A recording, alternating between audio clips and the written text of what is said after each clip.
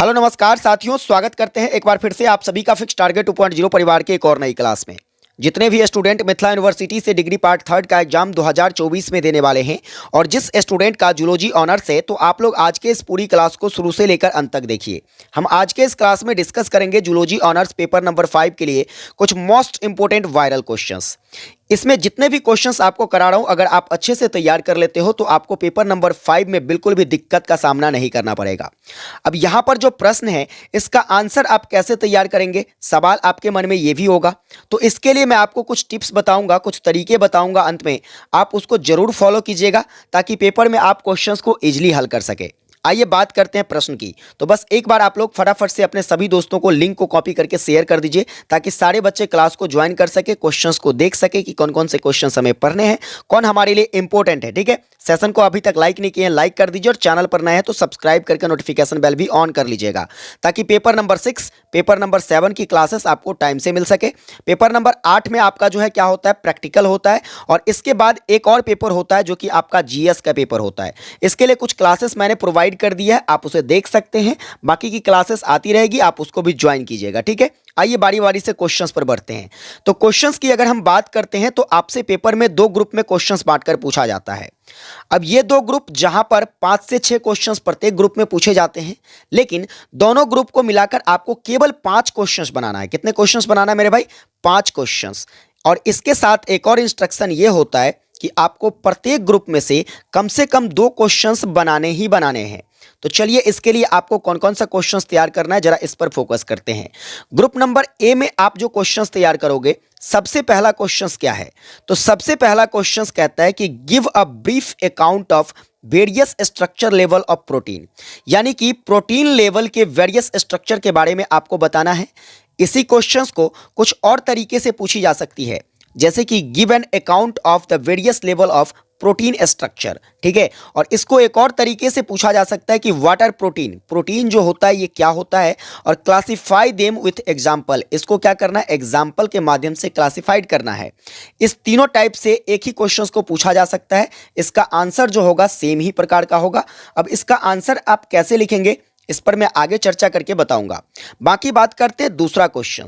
तो दूसरा क्वेश्चन जो है, give an account of beta oxidation of fatty acid, यानी कि फैटी एसिड के बीटा ऑक्सीडेशन के बारे में आपको बताना है।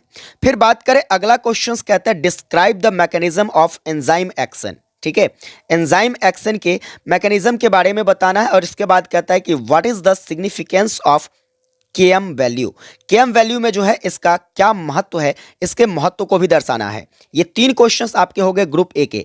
इसके अतिरिक्त ग्रुप ए में कुछ और क्वेश्चंस आप देख लीजिएगा, जैसे कि आपसे पूछ लिया जा सकता है कि व्हाट आर विटामिन्स, विटामिन्स जो है ये क्या है। और इसके बाद कह रहा है कि given account of fat soluble vitamin and disease caused due to their deficiency.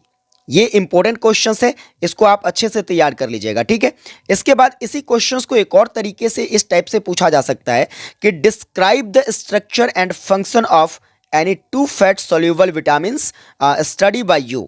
आपके अध्ययन के आधार पर जो है आपको क्या करना है, तो 2 ऐसे फैट सॉल्युबल विटामिन्स के बारे में बताना है और उसके फंक्शंस को समझाना है। फिर बात करें, देखो अगला क्वेश्चन जो कि 5वां क्वेश्चन है, व्हाट आर कार्बोहाइड्रेट्स। कार्बोहाइड्रेट्स जो है ये क्या है, क्लासिफाई देम विथ एग्जाम्पल। आपको एग्जाम्पल के माध्यम से कार्बोहाइड्रेट्स को क्या करना है, क्लासिफाइड करना है। तो ये 5 क्वेश्चंस आपके हो जाते हैं ग्रुप नंबर ए में। आप याद रखिएगा, अगर ये पांचों क्वेश्चंस अच्छे से तैयार कर लेते हो, पेपर में आपके 3 क्वेश्चंस यहां से फिक्स है। ठीक है, अब वो 3 क्वेश्चंस कौन कौन से हैं, तो ज्यादा चांसेस याद रखिएगा आपको सबसे पहला क्वेश्चंस जो कि इस टाइप से निश्चित पूछा जाएगा। इसके बाद दूसरा हम बात करते हैं तो ये क्वेश्चंस, और इसके बाद जो है हम बात करते हैं तो यहां पर आपका ये आखिरी वाला क्वेश्चंस। ये 3 क्वेश्चंस आप जरूर तैयार कर लीजिएगा क्योंकि ये काफी ज्यादा इंपॉर्टेंट है और बार बार एग्जाम में पूछा जाता है। चलिए अब बात करते हैं हम लोग ग्रुप नंबर बी की। तो ग्रुप नंबर बी पर बढ़े इससे पहले थोड़ा सा आप चर्चा कर लेते हैं कि आपको इसका आंसर कैसे लिखना है।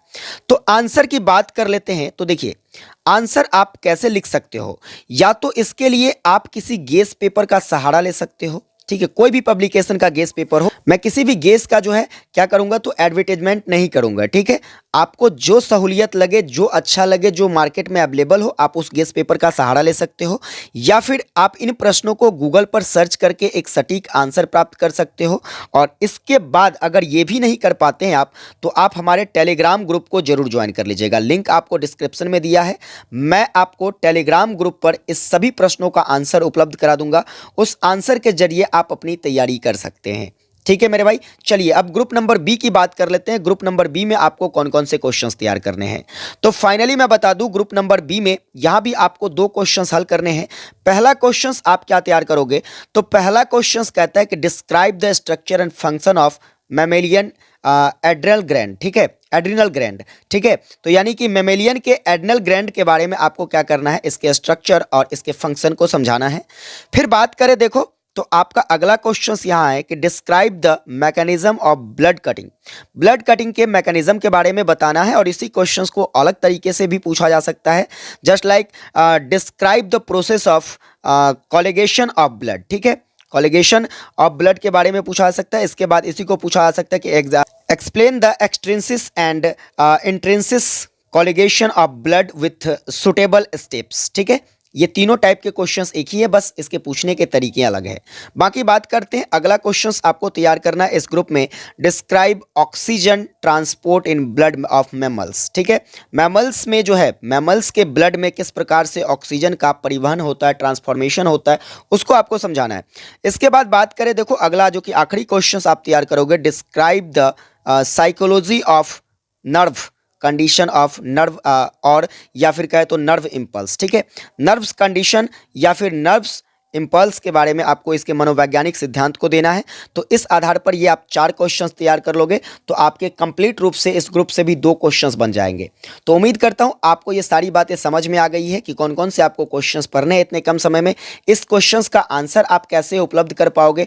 और एक और बात बता देता हूँ, देखो अगर बात कर ले कि इस टाइप से जब भी कोई क्वेश्चंस पूछा जाता है, जितने क्वेश्चंस मैं बताया हूं, बहुत सारे स्टूडेंट्स का कमेंट्स रहता है कि सर क्वेश्चंस जो है पूरा पूरा मैचिंग नहीं होता है। देखो, चीज़ें आपको अगर सेम मिले तो एक बात को याद रखिएगा कि अगर आप इस टाइप्स के, जैसे कि यहाँ पर प्रोटीन्स के बारे में दिया गया है, आपने प्रोटीन्स के बारे में तैयारी किया है, लेकिन एज इट एज जो है इस टाइप के क्वेश्चंस आपके पेपर में नहीं पूछे गए, फिर भी अगर आपने प्रोटीन को अच्छे तरीके से, इसके क्लासिफिकेशन को अच्छे तरीके से तैयार कर लिया है, तो इसके रिलेटेड अगर कोई क्वेश्चंस पूछे जाएंगे तो आप उसको मेंशन कर सकते हो। ठीक है, आप इजीली उसको लिख दीजिएगा, कोई दिक्कत नहीं होने वाली है।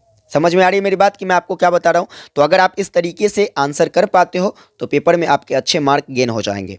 विशेष अगर आपको क्लास हेल्पफुल लगी हो, चैनल पर नए अभी तक सब्सक्राइब नहीं करे हो, सब्सक्राइब करके नोटिफिकेशन बेल ऑन कर लेना। सेशन को एक प्यारा सा लाइक करके अपने सभी दोस्तों को ज़्यादा से ज़्यादा शेयर कर दीजिएगा, ताकि सारे बच्चों को हेल्प मिल सके। मिलेंगे आप लोगों के साथ अगली क्लास में, पेपर नंबर 6, पेपर नंबर 7 की क्लास लेकर। तब तक के लिए जय हिंद, वंदे मातरम।